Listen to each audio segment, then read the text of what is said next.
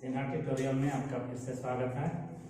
आज हम आपको पाचन तंत्र का अगला भाग बता रहे हैं। पिछला वीडियो में हम बताए थे मुंह में भोजन का पाचन। मुंह में भोजन का पाचन होने के बाद वह लेह के रूप में हो जाता है, जिसको हम बोलते थे बोलस। उसका नाम था बोलस।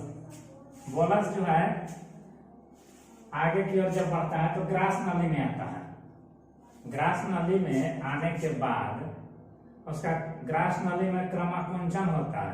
क्रमाकुंचन का मतलब है ये जो नली है इस तरह का, इसमें भोजन आता है तो ये इस तरह से ये सिकुड़ता है यहाँ इस तरह से ऐसे। ये भोजन को पचाता नहीं है ग्रास नली, बल्कि आगे की ओर ये ढकेलता है इस तरह से। ये भोजन जो है इस तरह से यहाँ पर सिकुड़ जाता है तो आगे की ओर भोजन जो है पीछे फिर लौट करके नहीं जाता है। ये क्रमाकुंचन है। तो भोजन ग्रास नली में आने के बाद क्रमाकुंचन या इसी को क्रमानुकुंचन कहते हैं। उसके बाद ये अमाशय में आता है। ग्रास नली की लंबाई 25 सेंटीमीटर लगभग होती है। लगभग ग्रास नली 25 सेंटीमीटर लंबा होता है। इसके बाद अमाशय जो होता है, अमाशय में भोजन आता है। अमाशय में भोजन आने के बाद अमाशय में भोजन 4 घंटे तक रुकता है। 4 घंटे तक रुकता है। अमाशय में भोजन 4 घंटे तक रुकता है। ठीक है। अमाशय में मुख्य रूप से 3 भाग होते हैं। अमाशय के जो भाग हैं मुख्य रूप से 3 भाग होते हैं। ये जहां पर ये मिलता है इसका नाम है कार्डियक। उस भाग का नाम, इसका नाम कार्डियक कहते हैं, जहां पर अमाशय ये मिलता है। इसका ये ऊपरी भाग हुआ, ये कार्डियक। अमाशय इस तरह का है तो उसमें ऊपरी भाग है। इस भाग को कहते हैं, अमाशय का ऊपरी भाग है। अमाशय के ऊपरी भाग जहां से ये ग्रास नली अमाशय में जाता है उस भाग को क्या कहते हैं? कार्डियक कहते हैं। अमाशय का जो ये भाग है इसको कहते हैं फंडिक। इसका नाम है कार्डियक। यहाँ अलग हम समझाते हैं।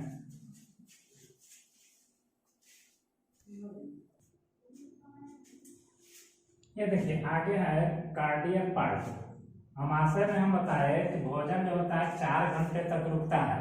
अमाशय में 3 पार्ट बांटते हैं। अमाशय का जो भाग होता है आंतरिक भाग, उसको 3 भागों में बांटते हैं। अमाशय को ऐसे अंग्रेजी में स्टोमक कहा जाता है।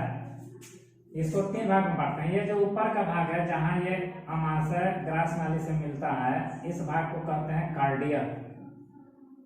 ऊपर का जो भाग है ये कार्डियक है।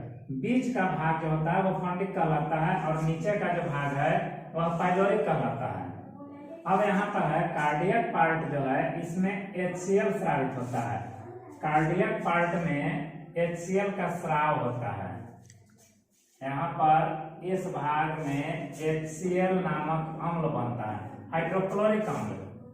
हाइड्रोक्लोरिक अम्ल ऊपर के भाग में कार्डियक भाग में बनता है, जिसका मुख्य काम है भोजन को अम्लीय बनाना।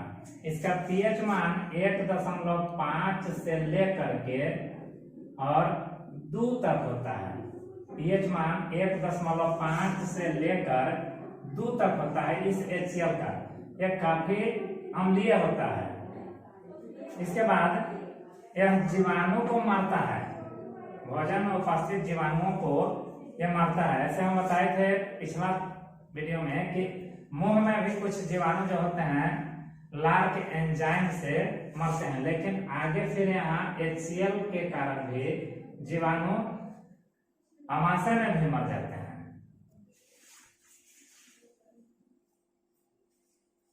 ये कार्डियक में HCl का निर्माण होता है, जिसका पीएच मान 1.5 से लेकर 2 तक होता है। यह काफी अम्लीय होता है।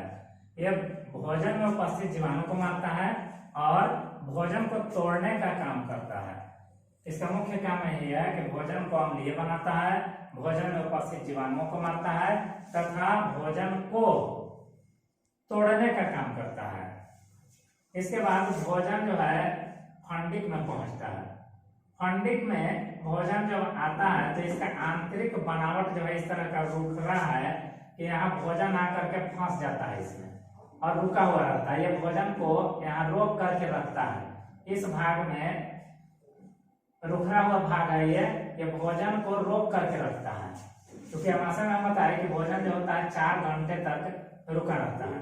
इसका और फंडिक में और कोई काम नहीं है, भोजन को रोक करके रखता है। ये अंदर का जो दीवार है उसका ये रुखरा होता है जिसमें भोजन आकर के रुक जाता है। उसके बाद भोजन आगे बढ़ता है पाइलोरिक में। आमाशय के पाइलोरिक में जब भोजन आगे बढ़ता है तो यहाँ इसके दीवार में जठर ग्रंथियां होती हैं। पाइलोरिक के दीवार में जठर ग्रंथियां होती हैं। ये जठर ग्रंथियों की संख्या काफी अधिक होती है। इस जठर ग्रंथि से जठर रस निकलता है, जिसको जठर रस भोजन में मिल करके, जिसका अंग्रेजी में जठर रस को गैस्ट्रिक जूस कहते हैं। इसका नाम है गैस्ट्रिक जूस। इस ग्रंथि में आमाशय में जठर ग्रंथि होता है, जिसको हम लोग कहते हैं गैस्ट्रिक ग्लैंड्स। उस गैस्ट्रिक ग्लैंड्स में इसके दीवार में होता है गैस्ट्रिक ग्लैंड्स, जिसमें गैस्ट्रिक जूस स्रावित होता है। इस गैस्ट्रिक जूस में 2 प्रकार के एंजाइम निकलते हैं। एक का नाम है रेनिन, एक का नाम है, उस एंजाइम का नाम है रेनिन, और दूसरे का नाम है पेप्सिन। ये एंजाइम जो है गैस्ट्रिक जूस में जठर ग्रंथि से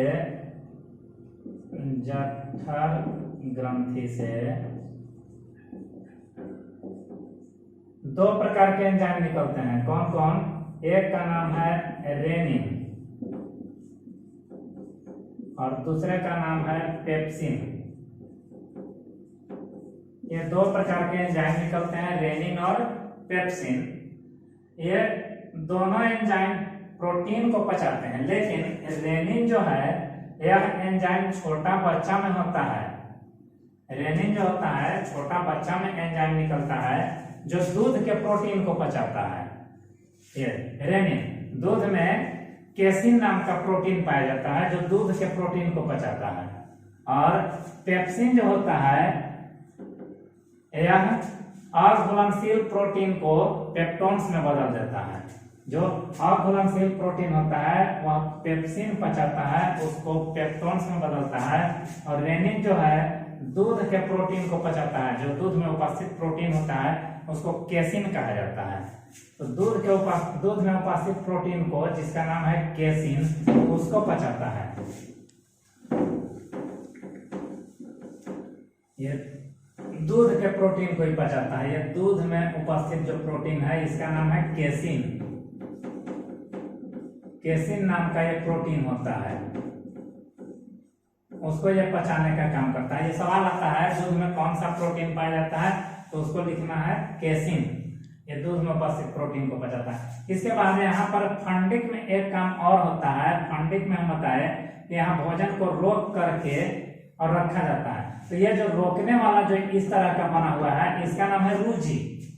इसका नाम है रूजी।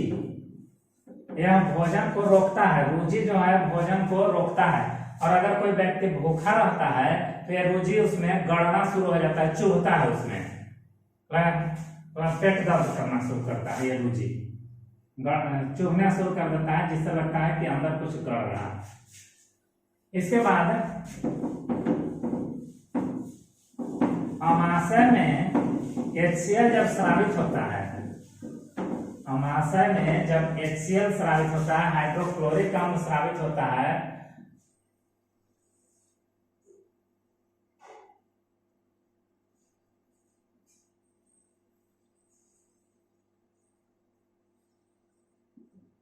यहाँ से जब HCl ऊपरी भाग में स्रावित होता है तो सवाल उठता है कि तब HCl का pH मान 1.5 से लेकर के 2 तक है, तो इसकी दीवार को ही क्यों नहीं पचा देता है, उसको गला देता है। तो इसका जो दीवार होता है यह म्यूकोसा का बना होता है। इसके दीवार को कहा जाता है, ये जिस पदार्थ का बना है उसका नाम है म्यूकोसा। म्यूकोसा जो होता है वह एक क्षारीय पदार्थ है और ये अम्लीय होता है। तो अम्ल और क्षार मिल करके और इसको उदासीन कर देता है, इसलिए वह दीवार जो होता है HCl से कोई प्रभावित नहीं होता है। कभी कभी ऐसा होता है कि बहुत देर तक आदमी भूखा रह जाता है तो उसमें पेट दर्द करना शुरू हो जाता है। कारण है कि भूखा रहने पर या ज्यादा खा लेने पर HCl को तो ज्यादा मात्रा में निकालना शुरू कर देता है। भूखा रहने पर भी HCl निकलता है, ज्यादा खा लेने पर भी कभी होता है कि कहीं पार्टी उटी में गए खूब खा लिए तो पेट दर्द करना शुरू हो जाता है। कारण है कि अम्ल जो होता है उस ज्यादा भोजन को पचाने के लिए ज्यादा निकलता है और जिसके चलते पेट दर्द करना शुरू करता है। क्या करते हैं हम लोग देहात में करते हैं, नींबू पी लेते हैं। बिल्कुल नहीं पीना चाहिए, नींबू नहीं पीना चाहिए, उसके जगह पर कोई क्षार का उपयोग करते हैं, जैसे मिल्क ऑफ मैग्नीशिया MgOH(2). ये मिल्क ऑफ मैग्नीशिया का सूत्र है MgOH(2). ये दवा आता है, इसको पी लेते हैं मिल्क ऑफ मैग्नीशिया। या मीठा सोडा खाते हैं, मीठा सोडा चूंकि क्षारीय होता है, ये भी क्षारीय है, OH जुड़ा हुआ है तो ये क्षारीय है। मीठा सोडा खाते हैं, मीठा सोडा खाने से भी पेट दर्द जो होता है ठीक हो जाता है। कारण कि HCl को वह उदासीन कर देता है, हाइड्रोक्लोरिक अम्ल को उदासीन कर देता है, तो हम लोग का पेट दर्द ठीक हो जाता है। तो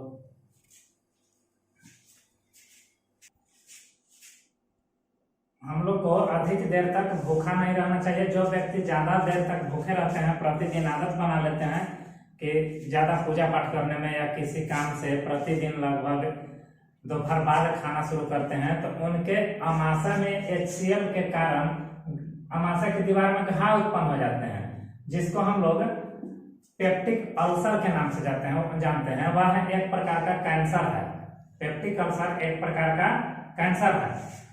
अमाशय में भोजन जो होता है उसका प्रोटीन का पाचन ही केवल नहीं होता है। अमाशय में भोजन 4 घंटे तक रुकता है। इसके बाद हम बताएं कि अमाशय में प्रोटीन का ही केवल पाचन नहीं होता है, अमाशय में वसा का भी पाचन अब धीरे धीरे शुरू हो जाता है। अमाशय में वसा का पाचन शुरू हो जाता है। वसा का पाचन करने के लिए यहाँ एक एंजाइम निकलता है जिसका नाम है गैस्ट्रिक लाइपेज। गैस्ट्रिक लाइपेज, यह गैस्ट्रिक लाइपेज वसा का पाचन करता है, वसा का आंशिक पाचन करता है, आंशिक पाचन करता है और यह बदलता है वसा को वसा अम्ल और ग्लिसरॉल में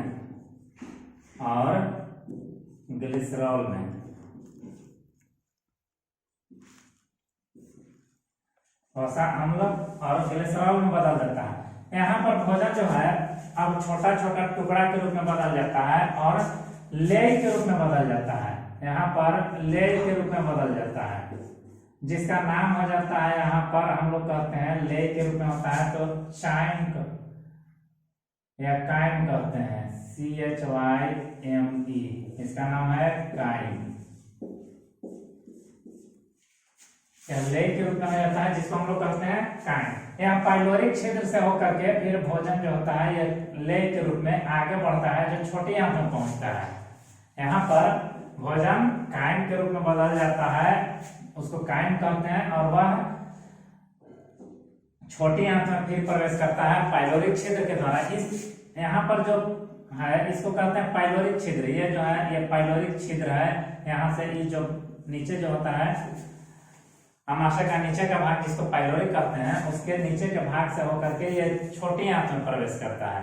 छोटी आंत में यहाँ पर आने के बाद भोजन छोटी आंत में प्रवेश करता है तो यहाँ पर ग्रंथि है 2 गो, एक अग्न्याशय कहते हैं, यहाँ पर एक ग्रंथि है, और ये एक लीवर है, यकृत कहते हैं। यहाँ पर फिर से भोजन का पाचन आगे अब शुरू होता है, जो अब नेक्स्ट वीडियो में बताएंगे। आज इस वीडियो में बस इतना ही। आप ज्यादा से ज्यादा वीडियो को लाइक, शेयर और सब्सक्राइब करें। Thank you.